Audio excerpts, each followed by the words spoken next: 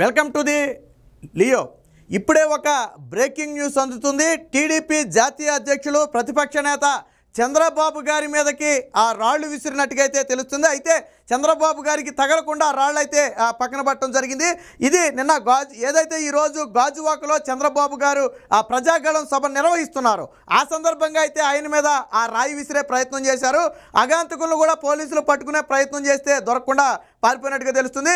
ఇక గుంటూరు జిల్లా తెనాలిలో పర్యటిస్తున్నటువంటి ఆ పవన్ కళ్యాణ్ మీద కూడా రాళ్ల దాడి అయితే జరిగినట్టుగా తెలిసింది. ఆ రాయి కూడా ఆ పక్కన పడింది. అయితే ఎవరైతే రాయి విసిరారో వాళ్ళనైతే ఆ జన సైనికులు పట్టుకుని పోలీసులకు అయితే అప్పగించినట్టుగా తెలిసింది. అంటే నిన్న జగన్మోహన్ రెడ్డి గారి మీద ఏదైతే రాళ్ల దాడి జరిగిందో ఆ రాళ్ల దాడి తరువాత ప్రతీకారంగా వైసీపీ నేతలు ఇటు చంద్రబాబు గారి మీద అటు ఆ పవన్ కళ్యాణ్ మీద అయితే ప్రతీకారంగా రాళ్లు విసిరే ప్రయత్నం చేస్తున్నట్టుగా తెలిసింది. వాస్తవానికి నిన్న జగన్మోహన్ రెడ్డి గారికి జరిగిన రాళ్ల దాడిని ఎవరు కూడా విశ్వసించట్లేదు. మరొక కోడికత్తి డ్రామాగా అభివర్ణించే ప్రయత్నం చేశారు. సో సింపతి పోయింది కాబట్టి ఇప్పుడు వేళ్ల మీద కూడా రాళ్ల దాడి చేస్తే అప్పుడు వాళ్ళతో పాటు నాకు కూడా సింపతి వస్తుందని మరి ఏమన్నా ప్లాన్ చేశారేమో తెలియదు. కానీ జగన్మోహన్ రెడ్డి గారి మీద దాడి జరిగిన మరునాడే ఇటు పవన్ కళ్యాణ్ మీద ఇటు చంద్రబాబు గారి మీద ఇద్దరి మీద రాళ్ల దాడి జరిగింది అంటే ఖచ్చితంగా ఇది వైసీపీ రౌడీ మూకల పనేనని చెప్పి ఆ ప్రతిపక్షాలు అయితే తీవ్రంగా ఆరోపిస్తున్నాయి. గాజువాక సభలో చంద్రబాబు గారు మాట్లాడుతున్న సమయంలో ఒక అగాంతకుడైతే దూరం నుంచి ఒక రాయి అయితే విసిరాడు. అయితే వెనువెంటనే కార్యకర్తలు పోలీసులు కూడా వెంబడించినా కానీ ఆ కింద చీకట్లో ఎటో దూకి పారిపోయినట్టుగా ఉన్నాడు. సో దానికి సంబంధించి చంద్రబాబు గారు మాట్లాడుతున్నప్పుడు ఆయన మాటలోనే రాళ్ళ దాడిను ఆ విజువల్స్ కూడా మనం ఒకసారి చూద్దాం. ఇది ఒక చెత్త ప్రభుత్వం, చేతగాని ప్రభుత్వం. ఇది ఒక ఉదాహరణ మాత్రం ఇచ్చాం. ఇక్కడ రాళ్ళు వేసారు వల్ల అదిగో ఆయన మాట్లాడుతున్న సమయంలో అది ఆయనకైతే తగలలేదు కానీ జస్ట్ పైనుంచి అయితే వెళ్ళిపోయినట్టుంది. సెక్యూరిటీ కూడా ఒకసారిగా అలర్ట్ అయ్యే ప్రయత్నం చేశారు. దీంతో చంద్రబాబు గారు రాళ్ల దాడి గురించి చెప్తున్నారు. రండి ఒకసారి. చూసారా, వస్తా దానికి కూడా వస్తారే, మిమ్మల్ని వదిలిపెట్టరు ప్రజలు, తరిమి కొడతారు. రేపటి నుంచి మిమ్మల్ని అందరినీ గంజాయి బ్యాచ్, బ్లేడ్ బ్యాచ్ ఇక్కడ కూడా వచ్చింది. పోలీసులు ఏం చేస్తున్నారు అది లేదు. నిన్న కూడా ఆ డ్రామా కూడా వస్తా. సో ఇక్కడ చూడొచ్చు టీడీపీ కార్యకర్తలు పోలీసులు ఎవరైతే రాయి ఇసిరింది ఈ పక్క నుంచే. సో ఎవరైతే రాయి ఇసిరాడో ఆ పక్క అయితే పోలీసులు కూడా గాలించే ప్రయత్నం చేస్తున్నారు. ఇక్కడ పోలీసులు మనం చూడొచ్చు. ఆ విజువల్స్ ఇంకా క్లోజ్కి వెళ్ళినప్పుడు మనకు క్లియర్ కనపడుతుంది. ఒకసారి చూడండి. జరిగిన డ్రామా కూడా వస్తాం.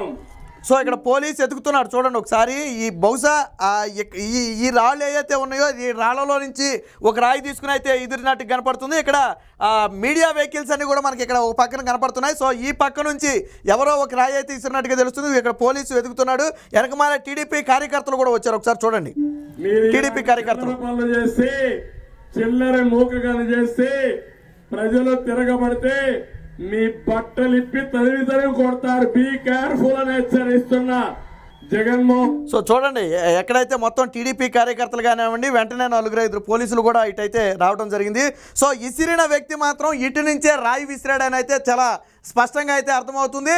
బహుశా ఆ వైసీపీ రౌడీ మోకలే ఇలా దొంగచాటుగా ఏదైతే మీడియా కవరేజ్ వ్యాన్లు ఉన్నాయో వాటి పక్క నుంచి ఒక రాయిని ఇసిరి ఈ చీకట్లోకి తప్పించుకోవచ్చు అనే ఉద్దేశంతోనే ప్రీ ప్లాన్డ్గా ఇసిరినట్టుగా తెలుస్తుంది. బట్ వెంటనే పోలీసులు అయితే అలర్ట్ అయినట్టుగానే ఉన్నారు తప్ప ఇదైతే కనపట్లేదు. ఎందుకంటే చంద్రబాబు గారు మాట్లాడే సమయంలోనే పోలీసులు అయితే ఈ వెతుకులాట ప్రారంభించారు. ఒకసారి చూడండి.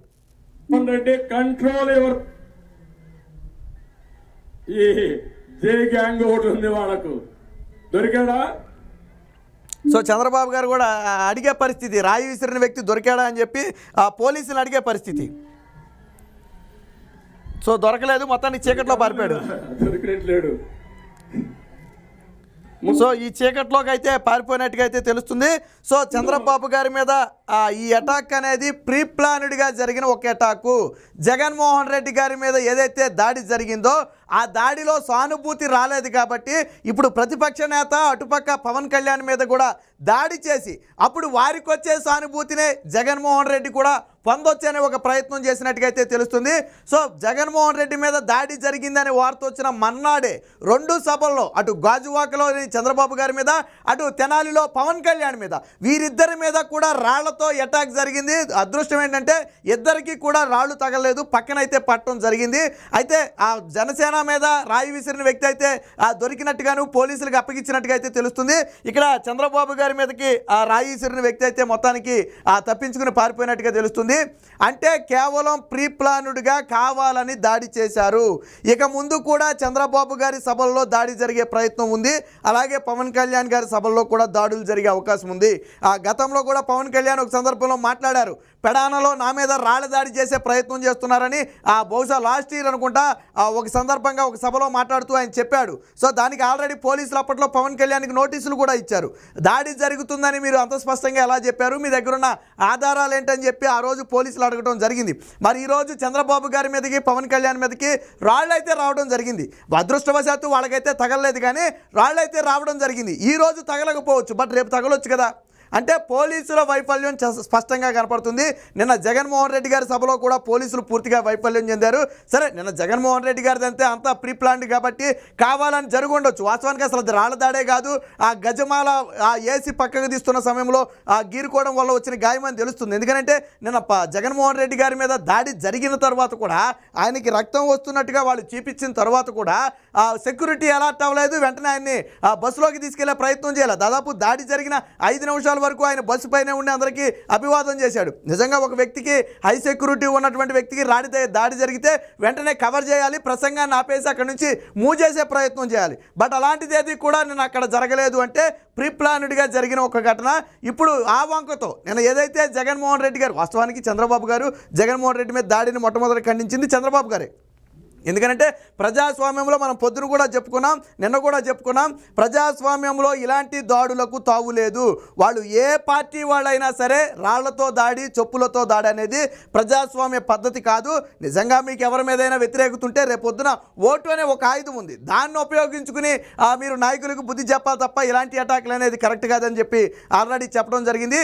కానీ జగన్మోహన్ రెడ్డి మీద దాడి జరిగినప్పుడు దాని నుంచి ఆ జరిగిన రాయి కానివ్వండి, లేదా ఆ జరిపిన వ్యక్తి కానివ్వండి, ఎప్పటి వరకు కూడా దొరకలేదు. మరి ఎందుకు దొరకలేదు? ఆయన ముఖ్యమంత్రి, ఒక ముఖ్యమంత్రి మీద దాడి జరిగితే, ఒక రాయి ఇసిరిన వ్యక్తి బిల్డింగ్ నుంచి ఇసిరితే వెంటనే బిల్డింగ్ మొత్తాన్ని రౌండప్ చేయాలా, అందులో ఉన్న వాళ్ళందరినీ అదుపులోకి తీసుకోవాలా. మరి అలాంటి ప్రయత్నం ఏది కూడా నిన్న అయితే జరగలేదు.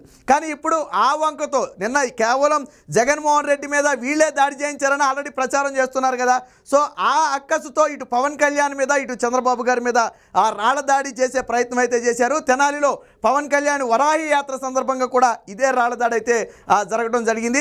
అంటే ఇది ఒక హెచ్చరిక, ప్రతిపక్ష పార్టీ నేతలు జాగ్రత్తగా ఉండాలి. వైసీపీ గూండాలు, రౌడీలు రాళ్లతోనూ చెప్పులతోనూ దాడులు చేయడానికి వెనకాడటం లేదు. ఈరోజు రాయి అయింది, రేపొద్దున ఏదైనా కావచ్చు. కాబట్టి ప్రతిపక్ష పార్టీ నేతలందరికీ కూడా ఇది ఒక హెచ్చరిక లాంటిది.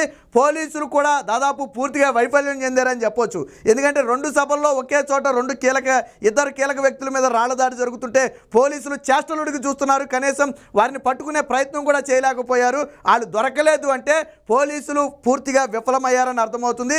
ఏది ఏమైనా ఇప్పుడు చంద్రబాబు గారి మీదకి ఆ రాళ్ల దాడి చేయటం అనేది రాష్ట్ర వ్యాప్తంగా కూడా ఒక సంచలనంగా మారింది. ఒకంత ఉద్రిక్తత వాతావరణం. దీని మీద టీడీపీ శ్రేణులందరూ కూడా తీవ్ర ఆందోళన వ్యక్తం చేస్తున్నారు. ఇదే సమయంలో పవన్ కళ్యాణ్ మీద తెనాలిలో ఏదైతే ఆ రాళ్ల దాడి జరిగిందనే ఒక వార్త వచ్చిందో దాని మీద కూడా ఆ అభ్యర్థులు ఎవరైతే ఆ జనసేన నాయకులు కానివ్వండి, కార్యకర్తలు ఉన్నారో వారంతా తీవ్ర ఆందోళన వ్యక్తం చేస్తున్నారు. ఇవి కావాలని చేసిన దాడులే, యాదృచ్ఛికంగా జరిగినవి కాదు.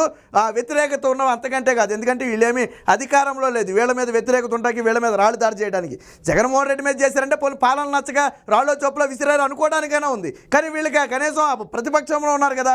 కాబట్టి ఇదంతా ఒక ప్రీ ప్లాన్డ్గా జరిగినటువంటి ఆ దాడిగానే అనుమానం ఉంది. తక్షణమే Z+ కేటగిరీ ఉన్నటువంటి చంద్రబాబు గారి మీద రాళ్ల దాడి జరిగింది. గతంలో కూడా చంద్రబాబు గారి మీద రాళ్ల దాడి చేస్తే తిరిగి ఆయన మీదే కేసు పెట్టడం జరిగింది.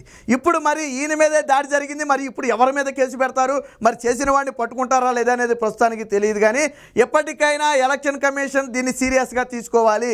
ఒక ప్రీ ప్లాన్డ్గా చంద్రబాబు గారి మీద, పవన్ కళ్యాణ్ మీద అటాక్ అయితే జరిగినట్టుగా తెలుస్తుంది. దీని మీద పూర్తి స్థాయి ఇన్వెస్టిగేషన్ చేసి దీనిలో ఉన్నటువంటి కుట్రకోణం ఏంటనేది ఖచ్చితంగా ఛేదించాలి. ఎందుకంటే ఎన్నికలు ఇంకా దాదాపు నెల రోజులు ఉన్న నేపథ్యంలో ప్రచారం మరింత ముమ్మరంగా సాగే అవకాశం ఉంది. సో రేపొద్దున ఏదైనా ప్రాణాపాయం జరిగినా ఆశ్చర్యపోవాల్సిన అవసరం లేదు. కాబట్టి ఈరోజు ఈరోజు సాక్షిలో వేశారు కదా ఆ జగన్మోహన్ రెడ్డి మీద హత్యాయత్నం అని. మరి రేపొద్దున చంద్రబాబు మీద పవన్ కళ్యాణ్ మీద హత్యాయత్నం అని అదే సాక్షి పేపర్లో మొదటి పేజీలో రాస్తారా? జగన్మోహన్ రెడ్డికి జరిగింది హత్యాయత్నం అయితే ఖచ్చితంగా వీళ్ళ మీద జరిగింది కూడా హత్యాయత్నమే, కాకపోతే ఆయనకి తగిలింది, ఇక్కడ తగలేదు, అంతే తేడా. కాబట్టి ఇదంతా కూడా ఒక కుట్ర కోణం. వైసీపీ గూండాలు రౌడీలు ఆ ఉద్రిక్తత వాతావరణం రెచ్చగొట్టి శాంతి భద్రతల విఘాతం కలిగించడానికి చేసినటువంటి ఒక కుట్రలాగైతే కనపడుతుంది. ఎలక్షన్ మూడ్ నుంచి మొత్తాన్ని డైవర్ట్ చేసే ప్రయత్నంలాగైతే ఇది కనపడుతుంది.